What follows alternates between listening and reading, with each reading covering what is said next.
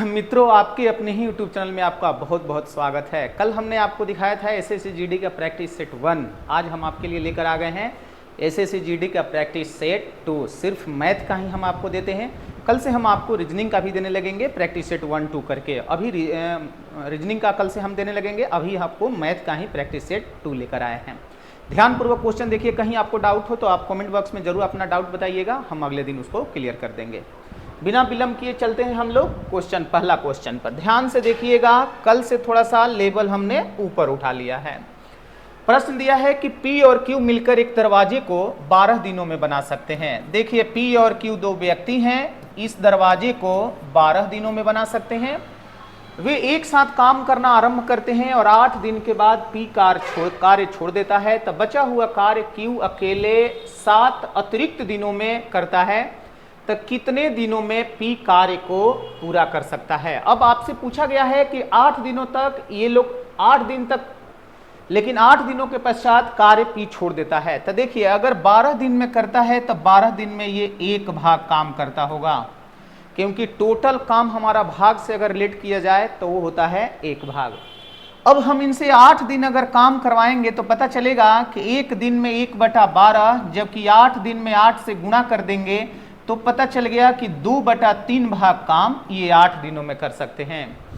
अगर 8 दिन में PQ 2/3 भाग काम कर लेता है तो उसका शेष काम बचेगा 1/3 भाग। जो प्रश्न कहा है कि बचा हुआ कार्य Q अकेले 7 अतिरिक्त दिनों में करता है, यानी Q 1/3 भाग काम 7 दिन में करता है। इसका मतलब कि Q से अकेले हम लोग काम करवाते तो 3 जाके 7 में गुणा हो जाता और 21 दिनों में काम होता। एक बार फिर से पूरा बात सुनिएगा। P और Q अकेले किसी काम को 12 दिनों में, तो कुल काम हमारा भाग में होता है 1 भाग, और जब प्रतिशत से हम पढ़ाते हैं तो लेते हैं 100%। अगर 1 भाग काम कुल काम हो गया तो 1 दिन का निकालते तो 1/12 हो जाता, लेकिन 8 दिन ये लोग काम करते हैं इसलिए 8 से गुणा किए तो 2/3 भाग।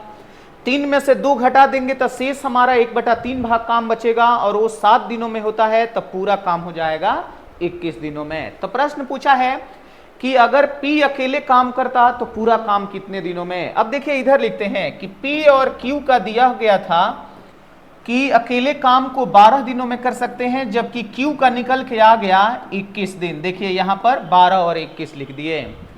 अब जैसे ही यहां से हम लोग इसका एलसीएम निकालेंगे तो एलसीएम इसका 84 बन के आएगा, इनका क्षमता 7, इनका क्षमता 4, तो पता चल गया कि Q का क्षमता कितना, तो 3। कैसे पता चला? 7 से अगर 4 घटा देंगे तो P का क्षमता बन के आ जाएगा 3। तो पूछा है अकेले अगर हम लोग काम करवाते, 84 काम अकेले P से करवाते तो कितने दिनों में, तो 84/3 कर दीजिएगा, कटेगा 28 बार में, और आपका आंसर बन के आ जाएगा 28 दिन। ऑप्शन में देखिए कहां पर है, ऑप्शन सी पर है। ऑप्शन सी हमारा आंसर हो गया। अगर फिर भी कहीं दिक्कत हो तो एक बार वीडियो पीछे कीजिए, रिपीट करके देख लीजिए, हमने सारी बातें कहा है, पूरा का पूरा आपका क्लियर हो जाएगा। चलते हैं अगले प्रश्न पर। देखिए अगला प्रश्न दिया है, एक संख्या को 52 से विभाजित करने पर शेषफल 27 प्राप्त होता है। अब हमें नहीं पता है कि वो संख्या कौन सी है, लेकिन कहा है कि 52 से अगर आप भाग लगाते हैं तो शेष आपको 27 मिलेगा। उसी संख्या को 13 से अगर हम लोग भाग करें तो शेष कितना मिलेगा। हजारों बार हमने ऑफलाइन में बताया है कि अगर हमारा ऊपर दिया गया संख्या नीचे वाली संख्या से विभक्त हो जाता है तो ये वाला शेषफल उठाइएगा और उसी में 13 से भाग लगा दीजिएगा। 13 दूना 26, शेष क्या बचा 1, और जितना हमारा शेष बचा वही हमारा आंसर हो गया। देखिए ऑप्शन सी पर दिख रहा है 1 हमारा आंसर। साथ ही हमने ये भी बताया था कि अगर 52 के स्थान पर ऐसा अंक दिया हुआ हो जो 13 से विभक्त ही ना हो, तो जब 13 से भाग नहीं लगेगा तब आप शेषफल में भाग लगा के आंसर मत दीजिएगा, तब आपका आंसर हो जाएगा आंकड़े अपर्याप्त हैं। क्योंकि जब ऊपर वाला संख्या नीचे वाला संख्या से विभक्त हो जाता है तब संख्या ऐसा ही बनेगा कि नीचे वाला संख्या से ऑटोमेटेड विभक्त हो जाता है, इसलिए डायरेक्ट हम लोग शेषफल में भाग लगा के निकाल सकते हैं।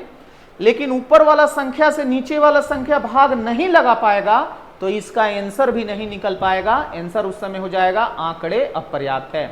हालांकि एग्जाम में आज तक यही देखने को मिला है कि ऊपर वाला संख्या नीचे वाला संख्या से विभक्त हो जाता है। चलते हैं अगले प्रश्न पर। दिया है 7 संख्या का औसत 30 है, यदि पहली 3 संख्या का औसत 25 और अंतिम 3 संख्या का 35 तो चौथा संख्या बताइए। अब जितनी बार संख्या का औसत आपको मिलेगा, औसत चैप्टर में हमने बताया है, उतनी बार आप योग निकालेंगे। देखिए 7 संख्या का योग बन के आ गया 210। इसी में पहली यानी फर्स्ट की 3 संख्या का औसत दिया गया है 25, तो उस 3 का योग बन के आ जाएगा 75। उसी में लास्ट 3 संख्या का औसत आपका दिया गया है 35, उसका अगर योग निकालेंगे तो 105, यानी 3 संख्या ऊपर 3 संख्या नीचे, इस 6 का योग निकालेंगे तो जोड़ने पर बन जाएगा 180। अब 6 संख्या का तो निकल गया, ऊपर 7 संख्या का दिया है और पूछा है चौथा संख्या बताइए। चौथा या मध्य का आपसे पूछा जाता है, वही जो चौथा होगा वही मध्य का होगा। क्या करना है, टोटल 210, 7 संख्या का योग, 6 संख्या का योग 180। जैसे ही आप घटाएंगे आपका मध्य का संख्या बन के आ जाएगा 30। ऑप्शन में देख लीजिए कहां पर 30 है, सॉरी जी यहां मिसप्रिंट हो गया है, देखिए यहां पर 30 है और यही हमारा आंसर हो जाएगा। चौथी संख्या कहे या मध्य का संख्या कहे, आपका आंसर बन के आएगा 30। क्लियर। अगला प्रश्न चलते हैं।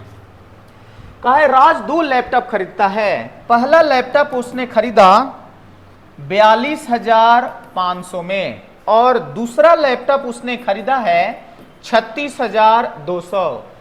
कहा है कि पहला लैपटॉप में 12% का लाभ। चलिए जी 12% ही लिखिएगा, ध्यान में रहे यहां आपका लाभ आ रहा है, और दूसरा 12% हानि। यहां भी 12%, लेकिन यहां लिख देना है कि ये हमारा हानि हो रहा है।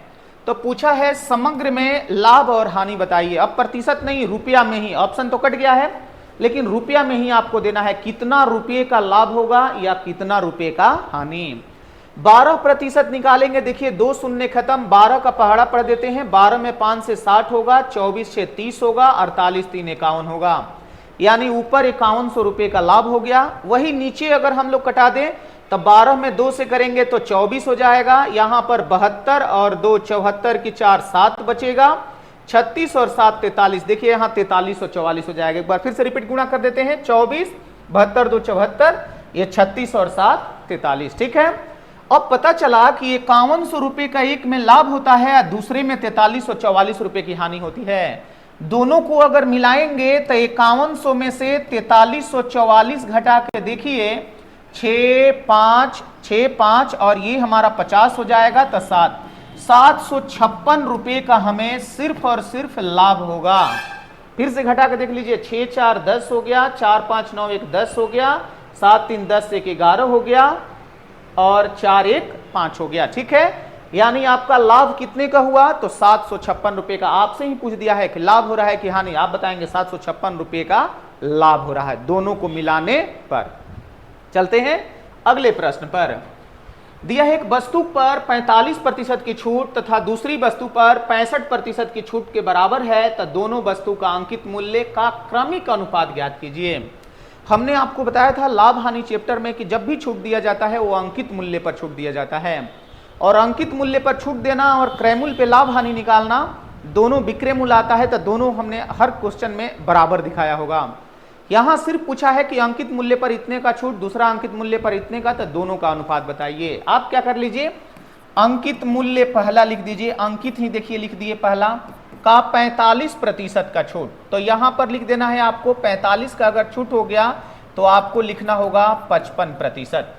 दूसरा वस्तु का 65% के बराबर है, दूसरा अगर 65% लेके जाएंगे तो यहां लिखेंगे अंकित 2 का 65% का मतलब हो जाएगा यहां पर 35% लिखिए, चाहे 35/100 लिख लीजिए। अब कहा है कि अंकित मूल्य का दोनों वस्तु के अंकित मूल्य के क्रमिक अनुपात बताइए। अब देखिए यहां पर हमारा जो अंकित मूल्य होगा, अंकित मूल्य 1, अब बटा में लेके आ जाइए अंकित मूल्य 2। अब यहां पर हमारा 35 हो जाएगा, यहां 55। देखिए 5 से ये 7 बार में, 5 से 11 बार में, आपका अनुपात बन के आएगा 7:11। ऑप्शन में देखिए किसी में नहीं दिख रहा है, ऐसा इसलिए नहीं दिख रहा है, या तो यहां पर 7:11 होना चाहिए था, या ऊपर देखिए, एक वस्तु के 45% के छूट दूसरी वस्तु के 65% के छूट के बराबर है।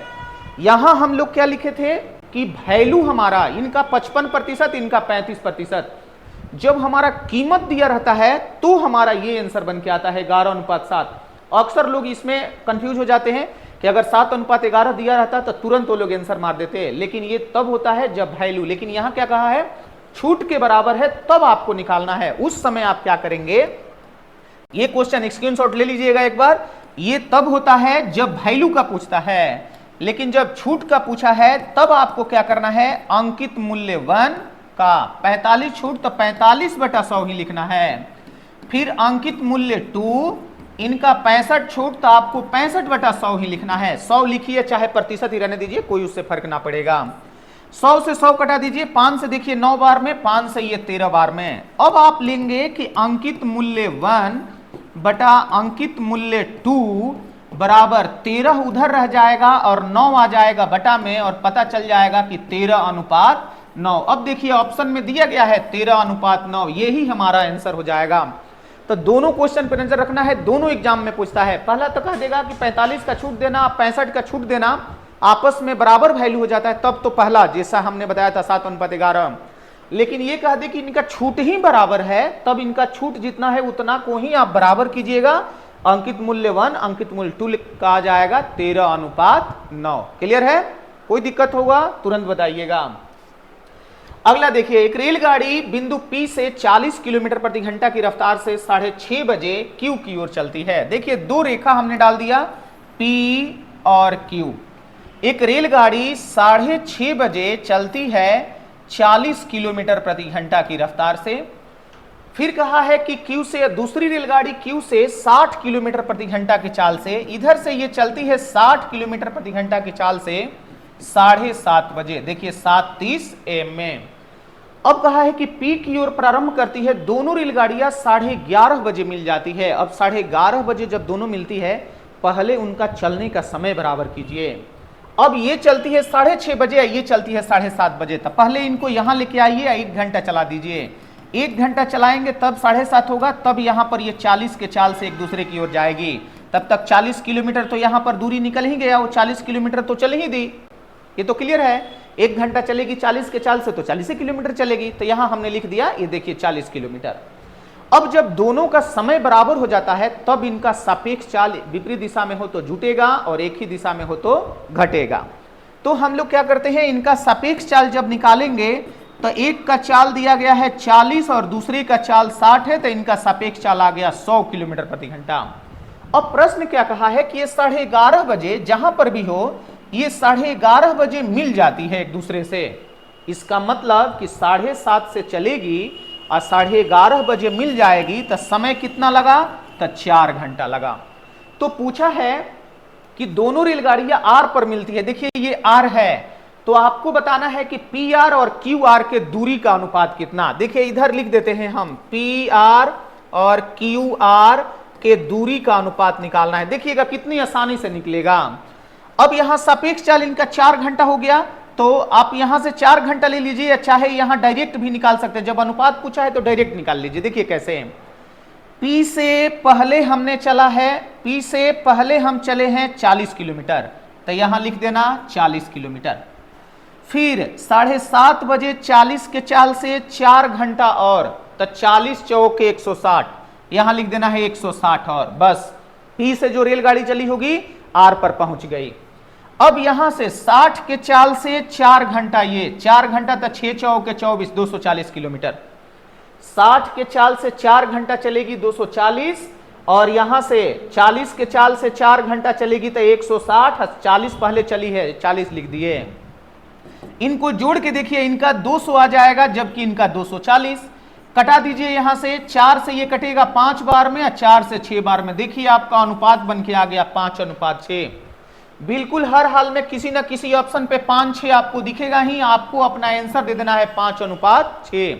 आप पुनः एक बार देख लीजिए, यहां से 1 घंटा जब चली है तो 40 किलोमीटर चली है। जब समय इनका बराबर हो जाएगा तभी इनका सापेक्ष चाल जुटेगा। जुटता तब जब हम लोग दूरी निकालते पूरा तो जुटता, लेकिन दोनों तरफ का अनुपात ही पूछा है। तो इनका 40 और 40 के चाल से 4 घंटा, क्योंकि 11:30 बजे ये मिल जाती है, तो 160, देखिए 40 और 160 लिखे हैं। जबकि यहां से ये 60 के चाल से 4 घंटा चली है, तो देखिए 240 लिखे हैं। दोनों को जोड़ के देखिए 200 240 हो गया, कटेगा तो हमारा अनुपात बन के आ जाएगा 5:6। दूरी का हमारा अनुपात हो गया 5:6। अगला प्रश्न पर चलते हैं। दिया है एक आयत की एक भुजा और विकर्ण की लंबाई क्रमशः 5 और 13 सेंटीमीटर है। एक भुजा ऐसे हमने बना दिया 5 और एक विकर्ण हमने बना दिया 13, तो एक भुजा निकालना होगा तब ना परिमाप निकलेगा। तो जब विकर्ण बराबर हमारा सूत्र होता है विकर्ण के स्क्वायर बराबर लंब स्क्वायर और बेस का स्क्वायर, या ये कह लीजिए कि विकर्ण बराबर अंडर रूट लंबाई के स्क्वायर जोड़ चौड़ाई के स्क्वायर, यही बनता है। अब 13 का स्क्वायर 169, जबकि लंबाई का स्क्वायर निकालना है और इनका 5 का 25 हो गया। 5 का स्क्वायर हमने 25 लिख दिया। 25 आके इधर जब घटेगा तो एल स्क्वायर बराबर हमारा बन के आएगा 144, तब पता चल गया कि एल का मान 12। देखिए लंबाई भी हमारा निकल के आ गया 12, लंबाई 12 और चौड़ाई 5, तो हम लोग आसानी से निकाल सकते हैं आयत का परिमाप। आयत का परिमाप है, ये भी ध्यान दीजिएगा। लीजिए ना, सूत्र भी लिख देते हैं, एल प्लस बी। एल का मान हमारा है 12, बी का मान 5, 12 5 17 में 2 से गुणा कर देंगे, 24 सेंटीमीटर में है, हाँ सेंटीमीटर में है, 34 सेंटीमीटर हमारा आंसर। देखिए ऑप्शन बी पर दिया गया है, इसलिए आपको अपना आंसर दे देना है 34 सेंटीमीटर। क्लियर। अगला प्रश्न देखें। एक अर्धवृत्त का परिमाप। पहले तो यहां बहुत सारे लोग कंफ्यूज हो जाते हैं कि अर्धवृत्त का परिमाप कितना होता है। पाई आर प्लस 2r बराबर दिया है 108 सेंटीमीटर। ध्यान में रहे, यही अर्धवृत्त का परिमाप होता है। तो इसका क्षेत्रफल कितना, तो इसका क्षेत्रफल बन के आता है पाई आर स्क्वायर बटा 2। इसी का देखिए मान पूछा है। मस्ट क्या है, आर का मान निकालना। तो चलिए हम लोग आर का मान निकाल लेते हैं। देखिए आर यहां से जब हम लोग कॉमन लेंगे तो पाई का मान 22/7 और यहां पर 2 बचेगा बराबर 108। आप इसका बटा का जोड़ बना लीजिए, तो 7 दूना 14, 14 में जब ये जोड़ेंगे ना तो 36/7 आएगा बराबर 108। 36 से ये 3 बार में, तो देखिए आर का मान आ गया 21 सेंटीमीटर। अगर आर पूछा होता तो 21 बता देते, कहीं व्यास पूछा होता तो 2 से गुना भी कर लेते, लेकिन आपसे पूछा है अर्धवृत्त का क्षेत्रफल।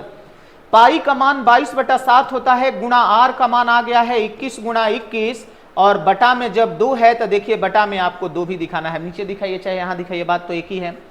7 से ये 3 बार में, 11 से देखिए ये 2 से ये 11 बार में, 11 में 3 से करेंगे 33 गुणा 21, 33 गुणा 21 करके आपको निकालना है। चलिए गुणा भी हम करा देते हैं, 21 में 3 से करेंगे 63, और 63 और 6 69, यानी आपका क्षेत्रफल बन के आ जाएगा 693 सेंटीमीटर स्क्वायर। ये भी ध्यान में रखना है, ये भी ध्यान में रखना है कि जब भी आपका क्षेत्रफल आएगा वो वर्ग सेंटीमीटर में आता है, भुजा जो आएगा सेंटीमीटर में, जो परिमाप आता है वो सेंटीमीटर में, लेकिन क्षेत्रफल एनी हाउ वर्ग सेंटीमीटर, वर्ग मीटर, वर्ग किलोमीटर, वर्ग में ही रहेगा। वही जब आप आयतन पढ़ते हैं तो हमने बताया था आयतन हमेशा घन में हो जाता है, तो घन सेंटीमीटर, घन मीटर, घन किलोमीटर, ऐसे करके हमारा निकलता है। घन किलोमीटर बहुत कम देखने को मिलता है। चलिए, दिया है गोले का पृष्ठीय क्षेत्रफल 2464 वर्ग सेंटीमीटर। गोले का संपूर्ण पृष्ठीय कहे या चाहे वक्र पृष्ठीय कहे, दोनों का सूत्र होता है 4 पाई आर स्क्वायर, जिसका वैल्यू दिया है 2464। तो कहा है इसका व्यास बताइए। व्यास का मतलब आपसे 2r का वैल्यू पूछा गया है। अब 4 पाई का मान 22/7 लिख दीजिए, r का स्क्वायर है तो स्क्वायर 2464। ध्यान में रहे 2464, ये हमारा 11 से कट रहा है, 11 से 2 बार में, देखिए 11 से 2 बार में 22 हो गया, 22 से 2 जाएगा, 11 से 2 बार में फिर 22 हो गया, 11 से 4 बार में 2 से फिर कटा दीजिएगा 112 बार में, 4 से इसे कटा के देखिए 28 चौके 112 होता है। अब आर स्क्वायर बराबर 28 को तोड़िए 7 गुणा 4 होता है, तब तक ये बटा वाला 7 इधर चल जाएगा, तो आर का मान 2, 7 से एक 7 निकल जाएगा, 4 से 2 निकलेगा और पता चलेगा कि त्रिज्या हमारा 14 सेंटीमीटर आ गया। अगर आपसे त्रिज्या पूछा होता तो आप ढाई से अपना आंसर 14 सेंटीमीटर बताते, लेकिन आपसे व्यास पूछा गया है, इसलिए 14 गुणा 2 कर देंगे, आपका व्यास बन के आ जाएगा 28 सेंटीमीटर। ध्यान में रहे अर्ध व्यास और व्यास में अंतर होता है। अर्ध व्यास का मतलब त्रिज्या होता है तो आर का ही मान निकालना होता है, लेकिन व्यास का मतलब 2r होता है। देखिए 2 से गुणा करके तब आपको अपना व्यास निकालना है, तो 28 सेंटीमीटर हमारा आंसर। अगला प्रश्न देखें, कहा है कोट 60 + 1/√3। देखिए कॉट 60 है। अब पहले तो आपको कॉट 60 का मान याद होना चाहिए, तब तो मान इसका आप हल करेंगे।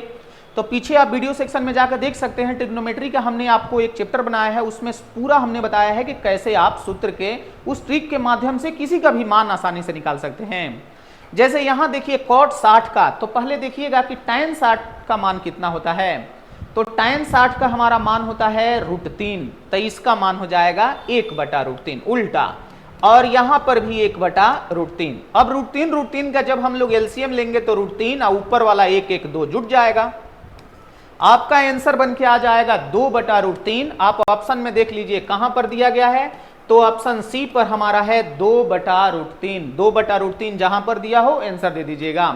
कभी कभी क्या होता है कि √2/√3 है तो ऑप्शन में ना दिखेगा, क्योंकि इसका ऊपर नीचे √3 से गुणा कर दिया जाता है। तो देखिए ऊपर 2√3 हो गया, नीचे √3 गुणा करेंगे ना तो 3, ऐसे भी आपका ऑप्शन हो सकता है 2√3/3, यही वाला, यही आपका आंसर आया। लेकिन देखिए इसको ऐसे बदल दिया गया, तो दोनों में से कोई भी ऑप्शन में दिया होगा, घबराइएगा नहीं, हबकबाने की कोई जरूरत नहीं है। जो ये मान है वही ये मान है। ऑप्शन में अगर छेड़छाड़ किया गया है तो आप भी आसानी से कर लीजिए, आंसर दीजिए, हर हाल में नंबर उठाइए, ठीक है। तो आज के सेट में हम इतना ही क्वेश्चन लिए हुए थे, इसलिए आज के क्लास में इतना ही रहने देते हैं। फिर आपको हम लेके चलेंगे अगले वीडियो में, जब हम आपको प्रैक्टिस सेट 3 दिखाएंगे। तब तक रीजनिंग का भी क्वेश्चन आपको कल से मिलने लगेगा। फिलहाल इतना ही रहने देते हैं। बहुत बहुत धन्यवाद आपको, thank you, Radhe Radhe, bye ji.